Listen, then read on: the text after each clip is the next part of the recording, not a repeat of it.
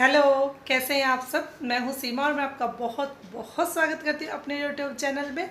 और आज के ब्लॉग की शुरुआत हो रही है मॉर्निंग से ही। मॉर्निंग में के जो काम होते हैं यानी कि घर का झाड़ू पोछा सिर्फ झाड़ू पोछा किया है, डस्टिंग अभी बाकी है तो वो मैं बाद में करूँगी। और आज है अमावस्या, इसलिए मैंने सबसे पहले झाड़ू पोछा किया, फिर नहाई हूँ। अब जाऊँगी सीधा किचन में क्योंकि खीर बनानी है। और दो अमावस्या के चक्कर के चलते मैंने कल जो अमावस्या थी वो नहीं की थी, इसलिए आज की है। और आज बोल रहे हैं कि मॉर्निंग में ही है सिर्फ, तो इसलिए फटाफट मैंने सोचा डस्टिंग में बाद में करूँगी, पहले झाड़ू पोछा करके नहा के अपना जो है दिया बत्ती का काम है पहले वो कर लेती हूँ। तो चलिए अब फटाफट पहले अपनी जो है खीर है वो बना लेते हैं, दिया बत्ती कर लेते हैं। तो चलिए अपना काम स्टार्ट कर देते हैं। तो यहाँ आ गई हूँ मैं किचन में। तो ये कढ़ाई मैंने रख दी है गैस पे क्योंकि मेरे को खीर बनानी है, जैसा कि मैंने आपको बताया। तो यहाँ पे मैंने अमूल गोल्ड की फुल फैट वाली 2 थैली मंगाई है, यानी कि 1 किलो दूध हो गया है ये। तो 1 किलो दूध की पूरे की खीर बनाऊंगी। फुल फैट है तो इसको कढ़ने के बाद जो टेस्ट आएगा वो खोए जैसा टेस्ट आएगा। तो खीर का जो टेस्ट है वो दुगना हो जाएगा इससे। और यहाँ पे ये चावल है, 1 कटोरी चावल मैंने भिगो के रखे हुए थे ताकि ये थोड़े से गल जाए। और ये इससे मैं थोड़ा थोड़ा इनको कूट लूँगी ताकि जो चावल है ना वो पूरे खड़े खड़े ना रहे, थोड़े से टुकड़े टुकड़े हो जाए उनके। तो यहाँ पे मेरा दूध भी बॉयल हो चुका है, तो अब इसमें डाल दूँगी मैं जो हमने चावल भिगो के रखे हुए थे वो।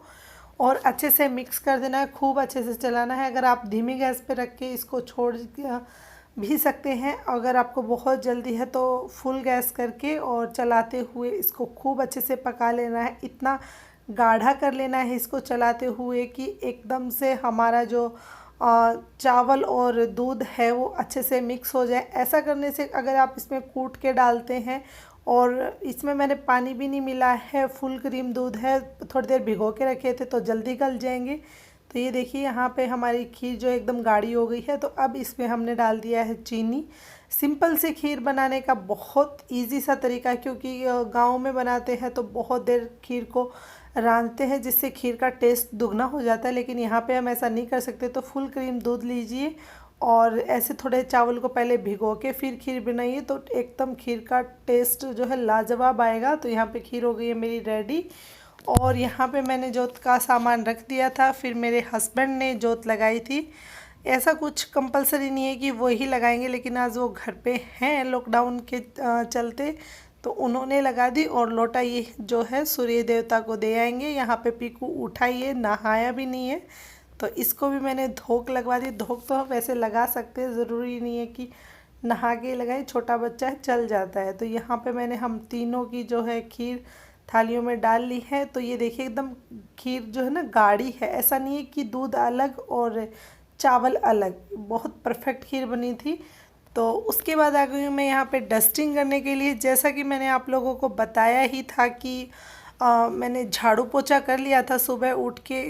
पीकू भी नहीं उठा था तो, और अमावस है तो साफ़ सफाई के बाद ही खाना वाना, क्योंकि नहाने के बाद मेरे से पोछे वोछे का काम नहीं होता है। डस्टिंग तो चलो फिर भी कर लेते हैं, लेकिन पोछे का काम नहीं होता है। तो यहाँ पे मैंने झाड़ू पोछा पहले ही मॉर्निंग में कर लिया था, उसके बाद नहाई थी, उसके बाद मैंने खीर वीर बनाई है, जोत वोत लगाई है, खाना वाना खा के प्लेटफॉर्म साफ़ करके बर्तन साफ़ करके फिर आई हूँ मैं यहाँ पे डस्टिंग करने के लिए। तो ये डस्टिंग का काम ऐसा है जैसे झाड़ू पोछे का है। जैसे झाड़ू पोछा डेली होता है वैसे डस्टिंग भी डेली ही होती है। मोस्टली मैं क्या करती हूँ, झाड़ू लगाती हूँ, फिर डस्टिंग करती हूँ, फिर पोछा लगाती हूँ। लेकिन आज थोड़ा सा रूटीन चेंज हो गया था अमावस्या की वजह से, तो आज मैंने पहले झाड़ू पोछा कर लिया और अभी मैं डस्टिंग कर रही हूँ। डस्टिंग भले ही मैं कभी भी करूँ, लेकिन डस्टिंग कंपलसरी करनी ही होती है। भले ही मेरा घर 7th फ्लोर पे, पता नहीं फिर भी कहाँ से धूल आ ही जाती है और रोज़ रोज़ डस्टिंग करनी पड़ती है फर्नीचर के ऊपर भी। और ये जो मैंने कांच लगाए हैं इन पे कुछ डेकोरेटिव आइटम्स रखे हुए हैं, इन पे भी धूल आ जाती है। और एक बार कपड़ा लग जाता है ना हर जगह पे तो संतुष्टि सी मिल जाती है। तो अब यहाँ पे ये कॉर्नर स्टैंड है, इसका भी ऐसा सब, जितना भी मेरे पास फर्नीचर है सबका ना डार्क कलर है। और डार्क कलर पे अगर धूल, हल्की सी भी धूल आ जाती है ना तो वो बहुत दिखती है। और यहाँ पे धूल कैसी आती है, एकदम रफ़ी सी नहीं होती है कि उसकी एक पतली सी परत बन जाती है, दूर से बैठने पे दिखता है कि हाँ यहाँ पे धूल पड़ी हुई है। तो अब यहाँ पे मेरा काम हो गया है पूरा कंप्लीट। ये लास्ट में यही काम किया है मैंने कॉर्नर स्टैंड को। उसके बाद आ गई हूँ मैं यहाँ पे। आज मैं अपनी जो पौधे हैं उनकी देखभाल करूँगी, क्योंकि बहुत दिन हो गए हैं जब से लॉकडाउन स्टार्ट हुआ है, तब से मैंने ये पौधे संभाले ही नहीं है। यानी कि क्या होता है ना कि महीने 1 डेढ़ महीने में पौधों को संभालना बहुत ज़रूरी है, उनकी खुदाई करनी ज़रूरी है, थोड़े बहुत उनको खाद पानी देना बहुत ज़रूरी है। पानी तो वैसे भी दिया ही जाता है, लेकिन खाद वाद नहीं दी जाती है। और ये वाली बालकनी भी मैंने सोचा चलो पौधे भी सारे अच्छे से सेट कर दूंगी और बालकनी भी साफ़ हो जाएगी, स्टैंडिंग बालकनी जो है नीचे की साइड। तो यहाँ पे सारे गमले जो है मैंने ऊपर निकाल लिए, और ये पलटे से, क्योंकि मेरे पास वो खुरपी जो होती है खोदी करने की वो नहीं है, तो मैंने यहाँ पे पलटा ही यूज़ किया है। यहाँ थोड़ा थोड़ा जो है खोदी निकाल दूँगी, इनकी हल्की हल्की खुदाई कर दूँगी, तो पानी वानी देने में अच्छा रहेगा। तो सारे ही पौधों में मैंने ऐसे किया है, तो हो ही जाता है। कंपलसरी ही कर लीजिए इनको कि 1 महीने में हमें इनको संभालना ही है। सूखी पत्ती वत्ती जितनी थी वो सारे पौधों की मैंने निकाल दी, क्योंकि उससे भी पौधों पे बहुत इफ़ेक्ट पड़ता है सूखी पत्तियों से। तो ये देखिए सारे पौधे भी सेट हो गए हैं मेरे। और उसके बाद आ गई हूँ मैं सूखी पत्तियों को बाहर डाल के आई हूँ डस्टबिन में। और अब यहाँ की कर देनी है सफाई, क्योंकि बहुत ही मिट्टी मिट्टी का हो गया था। पहले तो मैंने सोचा था कि सिर्फ मनी प्लांट का ही करूँगी, क्योंकि ये मुझे अंदर रखना है। ये गर्मी में ना जल्दी पत्ते वत्ते ख़राब हो जाते हैं इसके। तो ये देखिए यहाँ की सफाई हो गई है कंप्लीट। और ये थोड़ी सी बिच्छू बंटी मैंने लगाई है, ये हमें तो बिच्छू बंटी बोलते हैं, आप पता नहीं क्या बोलते हैं। तो ये कप था कॉफ़ी कप जो कि टूट गया, तो इसमें हल्का सा दरार आई है इसमें, तो मैंने इसमें बिच्छू बंटे लगा के चिमनी पे इसको रख दिया है। अब देखते हैं इसमें ये अच्छे से लग पाती है कि नहीं लग पाती है। और ये सब काम करने के बाद थक तो बहुत गई थी, लेकिन ये मूंगफली हैं जो कि 3-4 दिन से ला के रखी हुई थी, और इनको मैंने ना सेका नहीं था, यानी कि भुना नहीं था। तो यहाँ पे कढ़ाई में मैं सूखी कढ़ाई में इनको भून लूँगी, क्योंकि जब भी ज़रूरत पड़ेगी तो मुझे बार बार इनको भूनने की ज़रूरत नहीं पड़ेगी। सबको भून के रख दूँगी तो मेरा काम जो है इजी हो जाएगा। जब भी ज़रूरत पड़ेगी तो इनको निकाल के और यूज़ कर लेना है। तो इसके बाद टाइम हो गया था 1:30 बजे का, तो इनको भूख लग आई थी, तो इन्होंने बोला कि कुछ बनाओ। तो पीकू बोल रहा था 3-4 दिन से कि मुझे पास्ता मैक्रोनी खानी है, तो उसके लिए यहाँ पे मैंने सोचा चलो आज मौका है तो यही बना देती हूँ। और तो यहाँ पे मैंने इसको 2-3 बार धो लिया है, और अब इसको बॉईल करने के लिए रख दूँगी। पानी डाला है, पानी में थोड़ा सा ऑयल डाला है और थोड़ा सा नमक डाला है, जो कि मैं यहाँ पे आपको दिखाना भूल गई हूँ।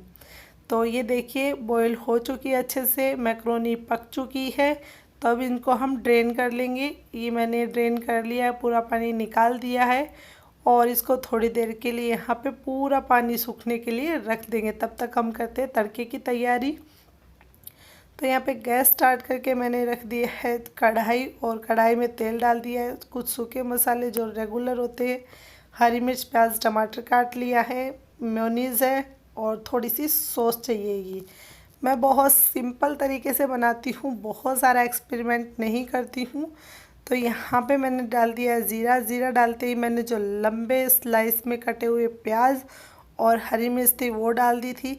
सिर्फ इनको हल्का सा सेलो फ्राई कर लेना है, इतना कि ये आधे कच्चे आधे पके रह जाए, क्योंकि प्याज का टेस्ट भी जब हम मैक्रोनी खाएं तो उसमें आना चाहिए। एकदम इनको हमें ब्राउनिश या बहुत नहीं पकाना है। उसके बाद यहाँ पे डाल दिया मैंने टमाटर।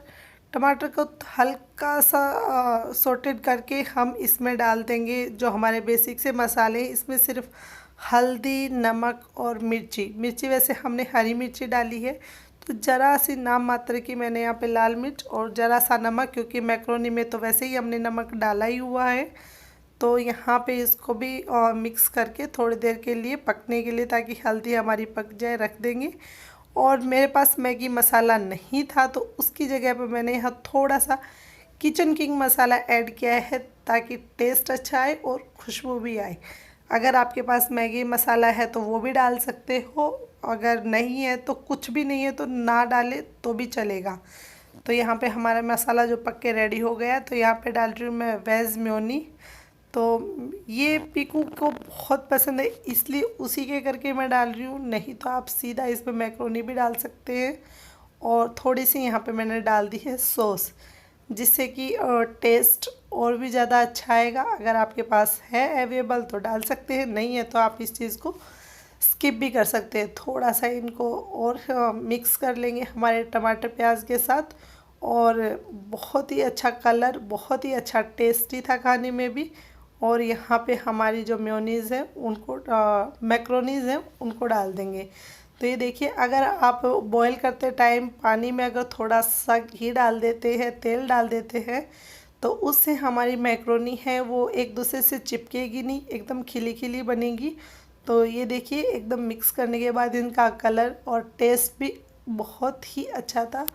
और मैं तो ऐसे ही बनाती हूँ, बहुत ही सिंपल से तरीके से, बहुत टाइम नहीं लगता है, कुछ ही देर में बन जाती है। और ये व्हीट मैक्रोनी है, तो बहुत अच्छी लगती है खाने में। तो लीजिए, पीकू की और हमारी प्लेट लग गई है। बहुत भूख नहीं थी क्योंकि सुबह खीर खाई थी, और अभी थोड़ा सा भूख लगी है तो हम ये खा लेंगे। खा पी के आ गई हूँ मैं यहाँ पे।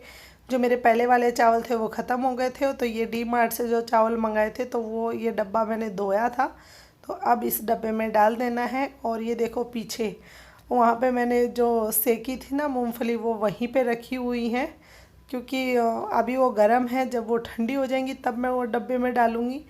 तो यहाँ पे आ गई मैं, ये मेरा पुल आउट है ये साफ़ करने के लिए, क्योंकि ये जो पुल आउट है इसमें जितने डब्बे होते हैं ये सबसे ज़्यादा यूज़ में आता है। तो आगे पीछे ऊपर नीचे हो ही जाते हैं थोड़ा सा, तो इसको मैं साफ़ करने के लिए आ गई हूँ यहाँ पे।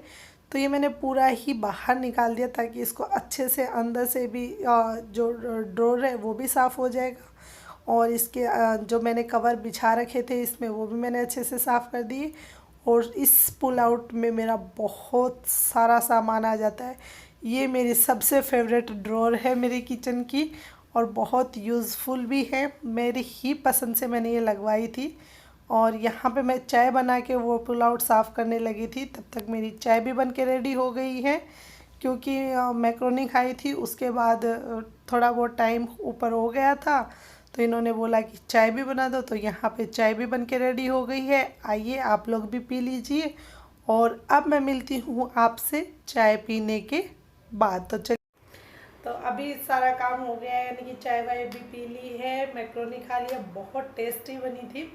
ये ऐसी चीज़ें ना मैं बहुत कम बनाती हूँ, लेकिन आज जैसे सुबह में सिर्फ खीर खाई थी, तो ऐसा नहीं है, मेरे यहाँ मेरे हस्बैंड का ये बहुत है कि उनको सिर्फ एक ही चीज़ चाहिए होती। जैसे आज सुबह खीर बना दी अमावस्या की, तो उनको फिर ऐसा नहीं था कि मुझे ये भी चाहिए वो भी चाहिए, सब्जी रोटी भी चाहिए। तो उन्होंने बोला कि अभी सिर्फ खीर बनाइए, तो खीर से काम चला लेंगे, और बाद में अगर भूख लगेगी तो फिर कुछ और बना लेना, कुछ नाश्ता जैसा कुछ भी बना लेना। तो मैंने कहा ठीक है। तो पीकू 3-4 दिन से बोल रहा था कि मम्मी मुझे मैक्रोनी खानी है, पास्ता खाना है, पास्ता खाना है। तो मैंने सोचा चलो आज उसके लिए मैं पास्ता मैक्रोनी बना देती हूँ। और एक और बहुत ज़रूरी बात जो कि आप लोगों से मुझे करनी थी, वो थी आरोग्य सेतु ऐप के बारे में।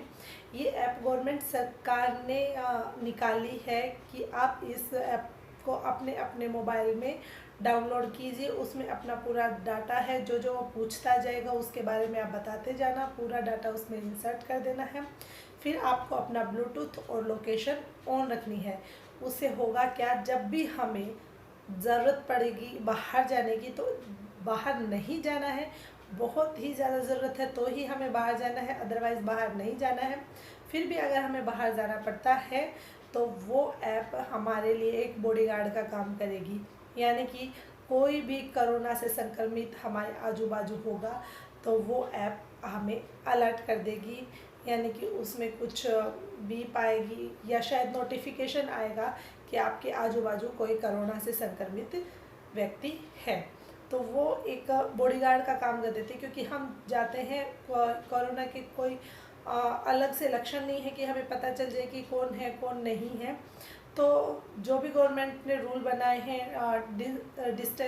डिस्टेंस को मेंटेन रखने का, बाहर जाओ तो। और जितना हो अपने घर पे रहिए, मास्क यूज़ करिए, बार बार अपने हाथों को धोइए, सैनिटाइज करिए, कुछ भी करिए, लेकिन प्रॉपर सावधानी ज़रूर रखिए।